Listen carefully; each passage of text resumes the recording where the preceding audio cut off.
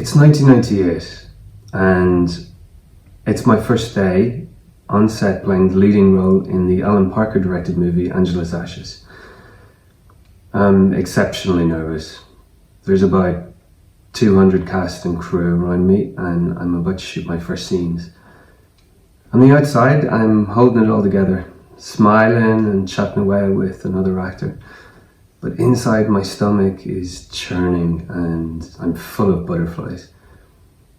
I feel a little lightheaded and I'm worried that I might faint.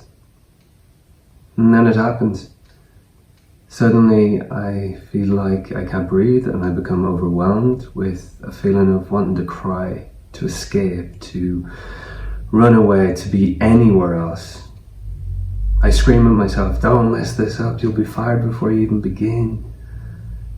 The makeup artist, who is now brushing my face with powder, asks if I'm okay, as I'm sweating a lot and I clearly look very pale. I nod and say, no, I'm fine. But I'm just thinking of how can I get out of here and get some fresh air. I need to get out of here, I need to get outside so I can breathe properly. I see the makeup artist run over to the director. She whispers something to him and hurries back to me. "Michael, let's get you some fresh air." I walk along the corridors of the studio as fast as I can. I get outside and it's raining. I forget that I shouldn't get wet in my costume, so I walk straight into the rain. In a moment, of course, an umbrella is held over me and I'm told, "Just relax, you've got 5 minutes to cool off out here, don't worry." I'm relieved. The fresh air helps me to breathe too. And soon I feel myself returning to normal. "I think he had a panic attack," someone mutters as I walk back on set. What's a panic attack, I ask myself. Following this, and over the course of many years throughout my acting career, I succumbed to many panic attacks. Usually right before auditions, first days in film sets, or going on stage for opening nights. But sometimes for absolutely no reason at all. For a long time I imagined that there was something wrong with me that just couldn't be fixed. It was just one of these things that was inevitable. In high pressure situations, perhaps I was just not the kind of person who coped well. Annoying, often debilitating, but inevitable all the same. Something in me didn't believe that though for a second. I'd already been involved in lots of high pressure personal and professional situations. Most of the time I coped very well. I was also very adept at learning from being around high performers. I learned how to read the room, negotiate and communicate with some of the most famous people on the planet. I was often cast in leading roles, and that, and also being around other high profile leaders of my industry, taught me how to be a leader. With every acting job, I developed my skills of observing and modeling some of the most talented communicators in the world.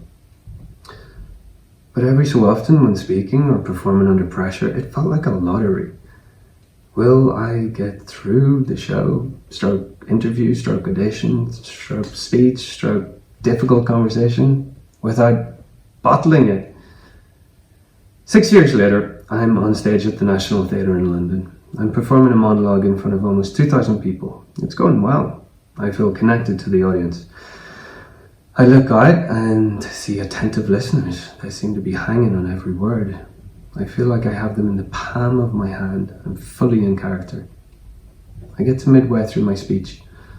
Following an intended pause during which I move to another part of the stage, I go completely blank.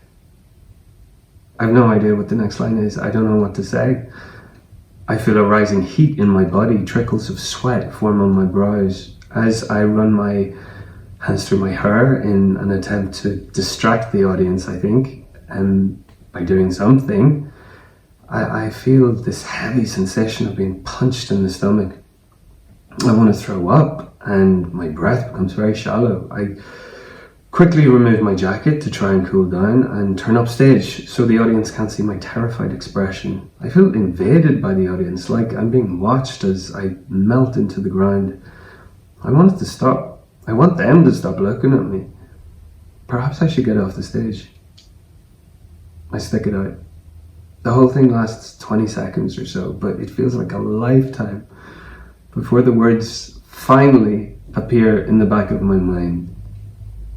I turn back to the audience and begin where I left off.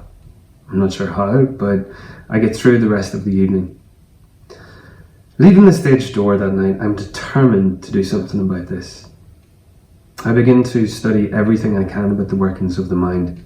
I become fascinated with a holistic approach to my own well-being and study many courses and become qualified in many other disciplines outside of acting. On sets, backstage, and whilst resting, I devour self-help books and NLP, psychology, and other books that are going to help. I develop my own strategies from everything I've studied and apply them whilst working as an actor to stay confident and calm on stage and in my personal life. Others who have seen my transformation ask me for help, and so my coaching business begins, which eventually leads me to take a pause from acting to give my full attention to helping others. I train further with a wide range of thought and behavioural experts around the world. My mindset and behaviour continues to transform. I start to feel better in myself and my abilities. I'm much less fearful and much more in control. I've learned how to become resilient and much more confident. I know I've helped people all over the world speak courageously and with impact. I learned that we must begin with ourselves and work from the inside out when communication issues present themselves. Effective and courageous communication starts with your own psychology. We must know who we are at the deepest possible levels, so we're clear on how and why we do what we do, good and bad. Then we can begin to align our values to our behaviour and begin to truly live authentically and live with purpose. When we live with purpose, being in the spotlight becomes less effortful, because every time we speak before an audience, whether it's your partner or a palladium, we have the chance to align to a purpose that will inspire positive behaviour change for a better world. And that is my definition of courageous communication. Having the courage to fully communicate your unique message, values and principles with the intention of inspiring others to create a better world. I'm inspired by talented and positive change makers with big ideas. I believe the world needs more of us realizing our creativity and expressing our potential, using our unique gifts for the benefit of others, unhindered by fear or performance anxiety. The work my clients do as heart-centered leaders, entrepreneurs and coaches is making the world a better place for all of us to live in. By helping you achieve a new level of confidence in yourself, your purpose and your communication, I want to do my part to help you and your business to thrive. If you're ready to explore working with me, I'm very happy to have a call with you. Just click on the link below or you can book in on my calendar. Thanks for watching this, and I look forward to helping you nail your presentations.